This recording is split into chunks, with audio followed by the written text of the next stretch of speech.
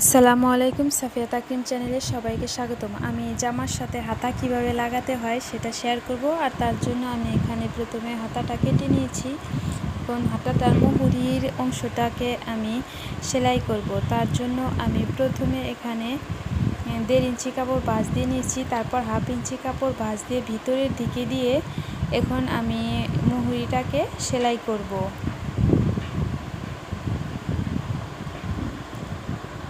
তো এইভাবে আমি মুহুরির লাইনটা সেলাই করে নেব।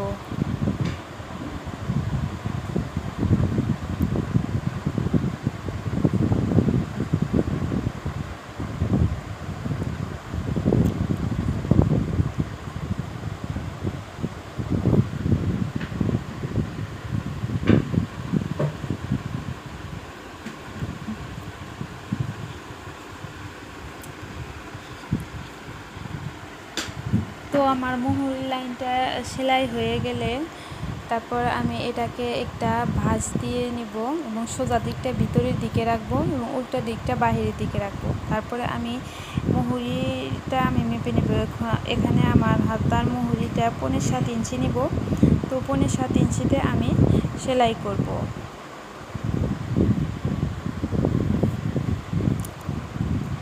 তারপর একটু সেলাই করার পর আমি যে জামাটার সাথে হাতাটা লাগাবো সেখানে কাঁধের যে সেলাই আছে সেখান থেকে নিয়ে আমি বডির যে সেলাই আছে সেই সেলাই পর্যন্ত এটাকে মেপে নেব।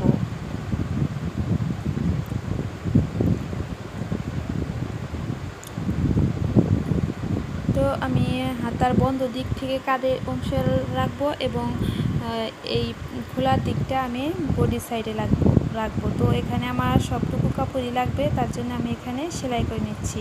আর এখানে আমি ডাবল সেলাই দিয়ে দিচ্ছি।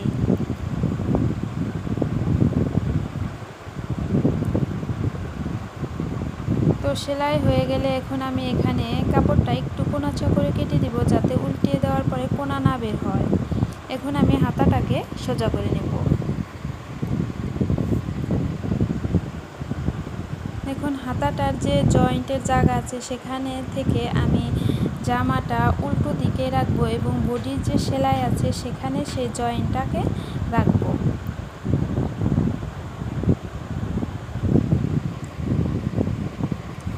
তারপর আমি দুইটা জয়েন্ট একত্রে করে ধরে তারপর সমান করে এখানে আমি সেলাই করব।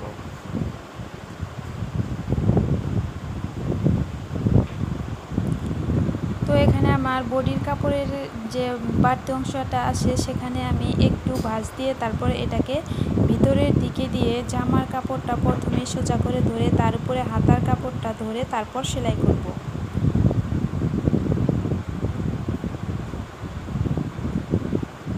তো এইভাবে আমি আমি বগলের চতুর্দিকে হাতাটাকে লাগিয়ে নেব।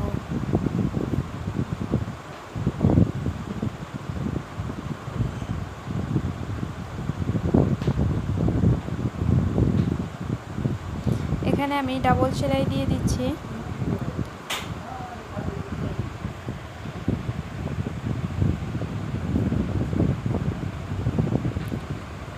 তো এখন হাতা লাগানোর পর এখানে দুই পাট একটু ছোট বড় হতে পারে, হাতাটার কাপড় একটু বের হতে পারে বডির কাপড়ের চাইতে, তখন আমি এটাকে কেটে দুই পাট সমান করে নেব।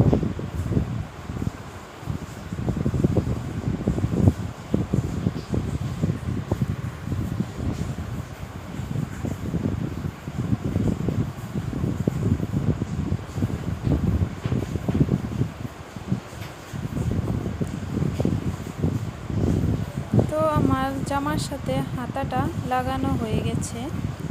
তো আমি একই নিয়মে দুটি হাতা লাগিয়ে নেব।